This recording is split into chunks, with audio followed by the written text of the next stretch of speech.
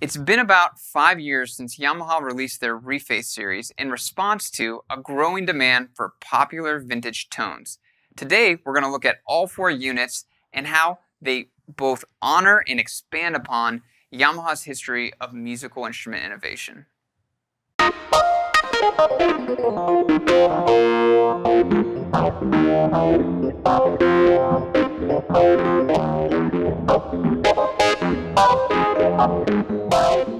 Hi, I'm Zach Marr from Alamo Music here in San Antonio, Texas. You can find us online at alamomusic.com. If you haven't already, hit the subscribe button and turn on your notifications. This is our Alamo Sound Lab, where we talk about all things music technology related.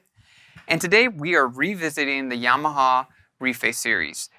And we're revisiting it because when it came out, I think it was ahead of the curve. There was a growing demand. Yamaha recognized it for popular vintage tones. But that demand is maybe 25% of what it is today. The demand for the instruments that each one of these represents today is insane. The prices on classic CS80s, CP88s, Yamaha combo organs, and DX series Yamahas have doubled since 2015, if not tripled in some cases. And the interest and the enthusiasm is not just from the musicians that lived through those eras. It's coming from a whole new series of musicians that are younger, that are discovering these instruments, and largely discovering them through series like the Reface series or Roland's Boutique series, or even Behringer products. These manufacturers like Yamaha have introduced affordable modules that give younger musicians or musicians on a budget access to a whole new palette of sounds that they didn't even know existed. So wanted to revisit these because I think when these came out, they were misunderstood, and really wanted to address one of the main reasons I think they were misunderstood. When they came out, the way that they came across the marketing collateral that was put into stores was kind of like these cardboard boxes, and you had them plugged in, and they have built-in speakers, which is a nice kind of feature, but people were coming in, turning them on, playing on them through these speakers, which are great, but nothing compared to actually having to line out into a set of monitors. And so they were getting these their ears were deceiving them because they weren't getting to experience how amazing each of the sound engines in these units is and how much power is in each one of these units. These are really fantastic pieces from Yamaha that do a great job of paying tribute and expanding upon classic tones that Yamaha innovated with in the past. So they were basically misconstrued to be kind of like expensive toys, in my opinion.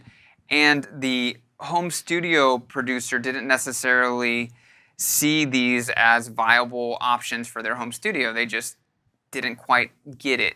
I think that's changed over the years, and people realize how powerful these units are. I've seen them set up and connected via MIDI to larger keyboards and used to supplement both live performance settings and in-studio settings. These are really powerful little units that give you a whole palette of sounds that Yamaha that pay tribute to Yamaha musical innovations from the past. So I want to talk about each one real quickly and also rank them in two directions. One, how unique the sound palette you get, so which ones are the most unique, and then also which ones are the most accessible. I think they're actually inverted along those two parameters, so I want to talk about which are the most kind of accessible and then which are the most unique in their kind of sonic characteristics. So, or complex maybe is a better word. So first, let's start with the Reface CP. So the Reface CP is the most palatable out of all of these, in my opinion. It pays tribute to the Rhodes style and the CP88 style piano that were kind of like hybrid electric piano instruments from the 70s. And there's a whole bunch of different palettes in here. There's the Wurlitzer's voice, there's two Rhodes voices, and there's the CP voice, and then they have one called Toy and Clav, which are kind of less well-known instruments, but also voicing for that.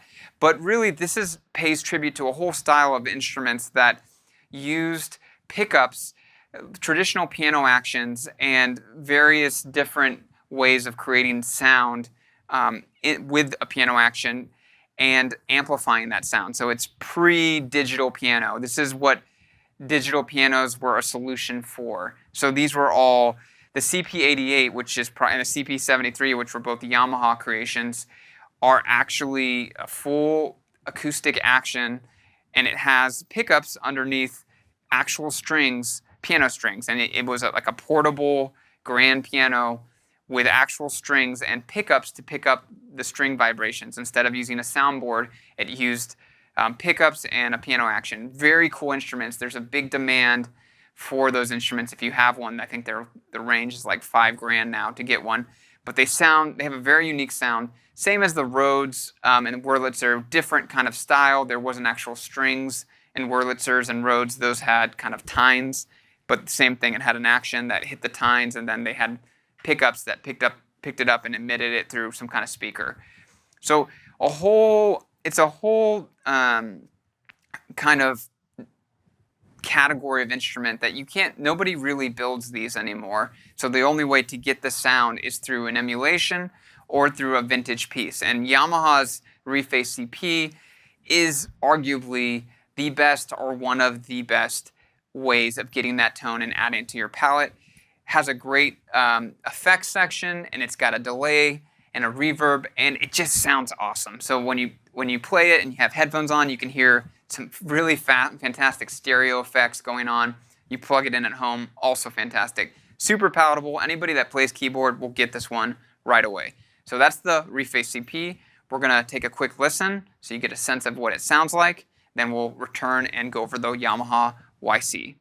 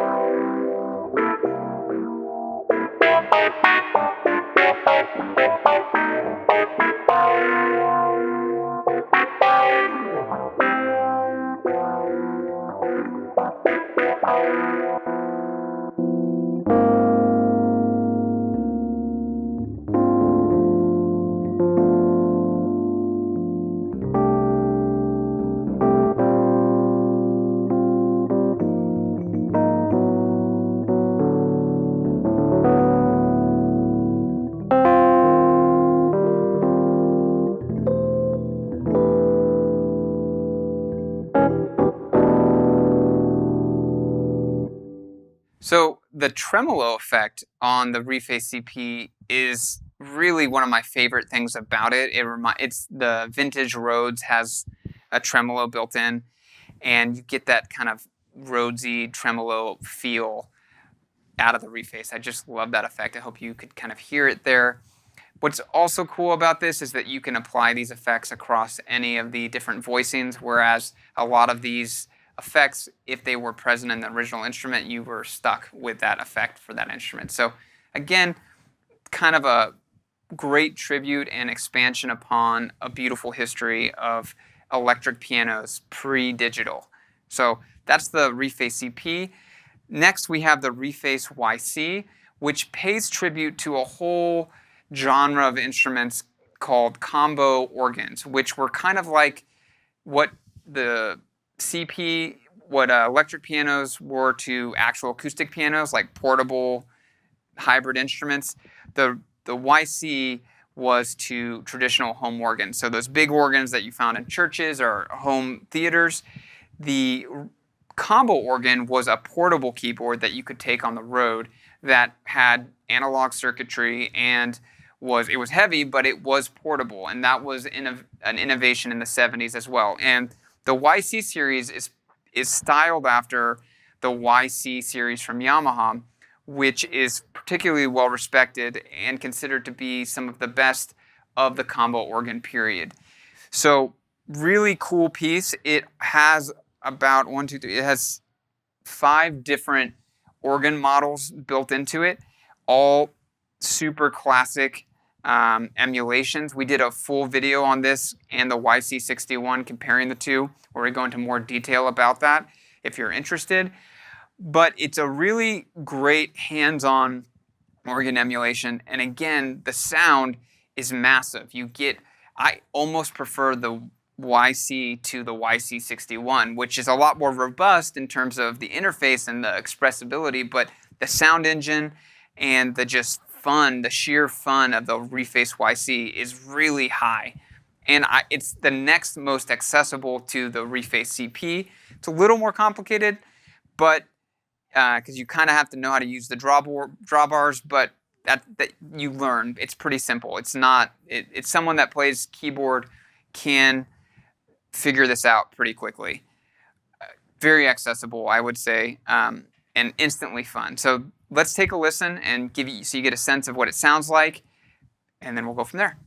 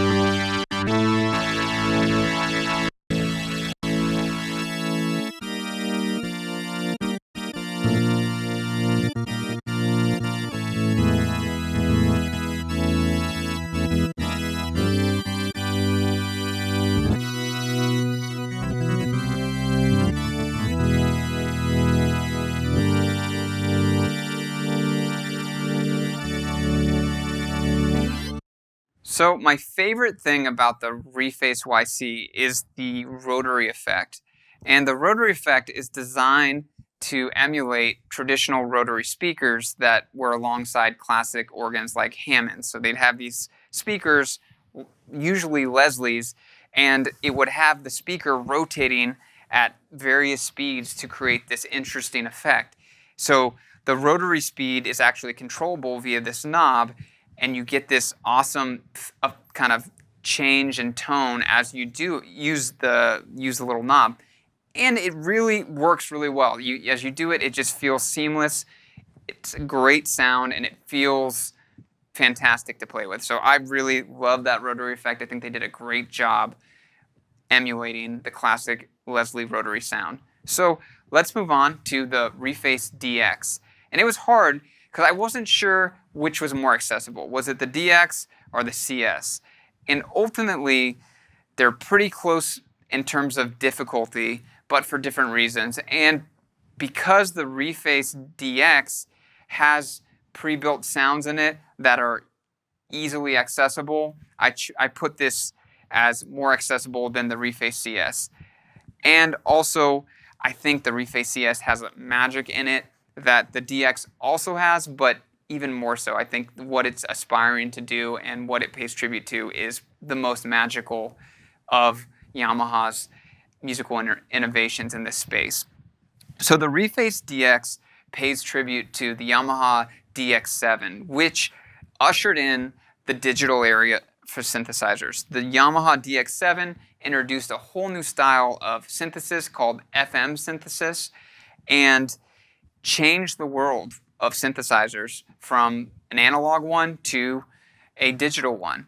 And what people loved about the FM sounds in the DX initially was its realism. So when you listen to it, you might not think that doesn't sound very real, but at the time, people were, in order to have electric instruments, they were either using subtractive synthesizers, which don't really sound like analog, or don't really sound like actual instruments, or they were doing things like CP-style electric pianos, which, again, sound kind of like a piano, but really they sound like their own thing. So suddenly, the DX7 allowed you to get marimba sounds and a much more recognizable piano emulation. And even though later on sample-based digital synths would get us much, much closer to sounding like actual instruments, at the time that this was released, the original DX7, it was revolutionary. So the DX pays tribute to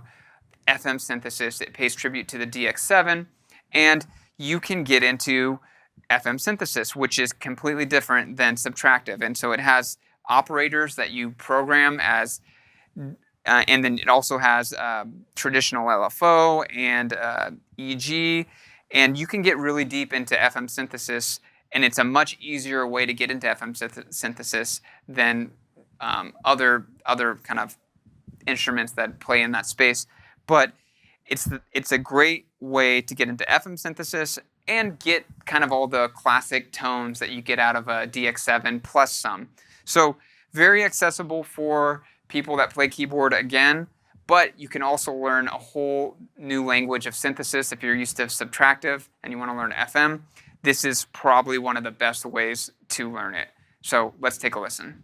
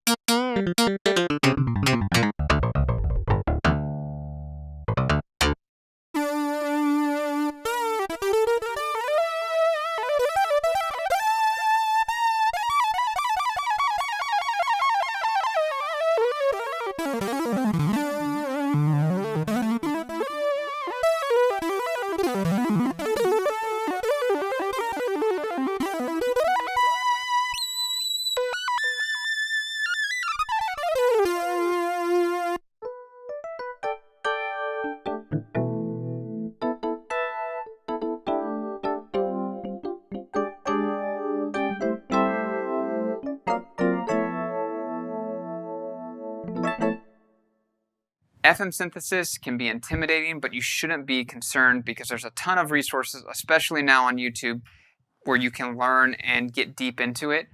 The Reface DX is one of the best options for learning because its interface is pretty friendly and it's not overly complicated. I think Yamaha did a great design job here. It also has built-in effects and a looper, which add to the fun factor. And I think as of late, the DX is getting the love it deserves with a renewed interest in vintage DX7s, which to me, I don't get why you would buy a vintage DX7 over a Reface DX because you get pretty similar complexity between the two. I think it does have more operators on a DX7, but if you're learning and you're just wanting that vintage tone, they're both digital instruments, and the DX has a lot of advantages over an original DX7. So let's move on to the Reface CS, which is my favorite in the line, but probably the least accessible and the hardest to learn. The Reface CS pays tribute to Yamaha's innovations in the subtractive synthesis sphere. And there's a whole series of Yamaha analog synths in the 70s and 80s, the CS30, the CS70, the CS80, where the 80 being kind of the pinnacle zenith of their forays into analog synths. When it came out, people were a little disappointed that it wasn't a true recreation of a CS80 or a true emulation of a CS80. It was more of a tribute to the entire line. So it did things that the different instruments did, and also expanded with effects and also connectivity that you wouldn't have had in those classic subtractive synths.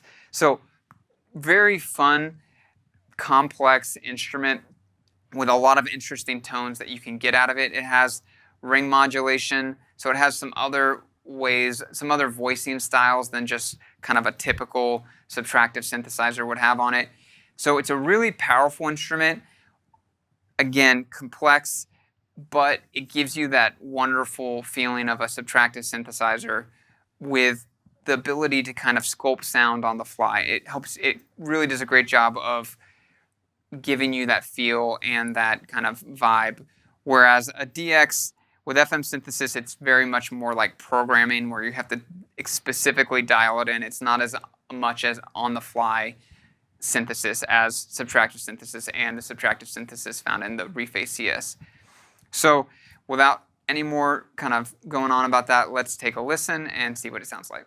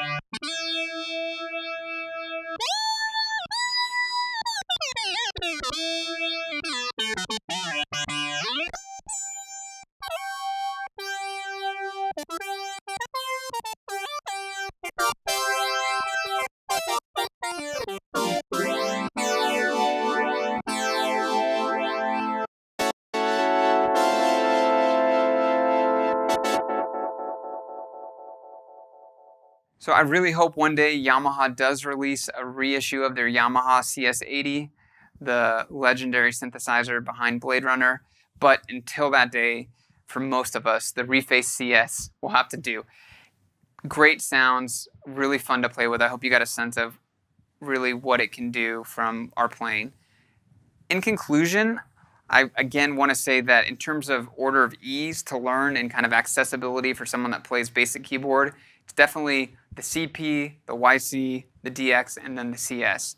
In terms of kind of musical expression and richness and the kind of palette, how unique of a palette you can get out of the synthesizer, out of one of these refaces, I would rank them oppositely. I think the CS is probably the most unique in terms of a sonic palette, then the DX, then the YC, and then the CP, in terms of how hard it is to get the palette from an instrument. I think that's how I would order it.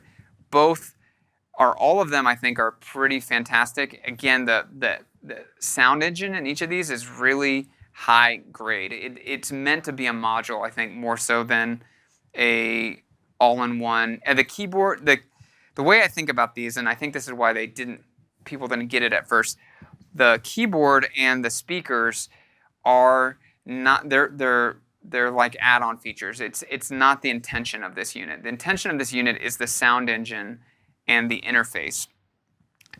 So really, you can MIDI this into a larger keyboard and into better studio monitors or speakers to really unlock the power of these instruments. These are more like a reference keyboard and a reference and reference monitors. And I think people misunderstood that, and because of that, they got dismissed by a lot of people. Maybe Roland's Boutique series and the way they approached it without a keyboard, they did have kind of reference monitors, but they were even kind of less high quality than this. Maybe that was a better approach because you understood this is a module. These are really modules meant to be expanded upon with a larger keyboard or monitors, but it has that nice form factor and compactability. So don't let that scare you from trying one of these out and seeing if it's something for you. I think they're great options. We'd love to hear your comments and feedback. Do you own one of these? Which one is your favorite? Did I leave anything out? Did I get anything wrong? Let me know. You can find us online at almamusic.com. Hit the subscribe button if you haven't. Turn on the notifications. We'd love to continue this dialogue. And thanks for listening today.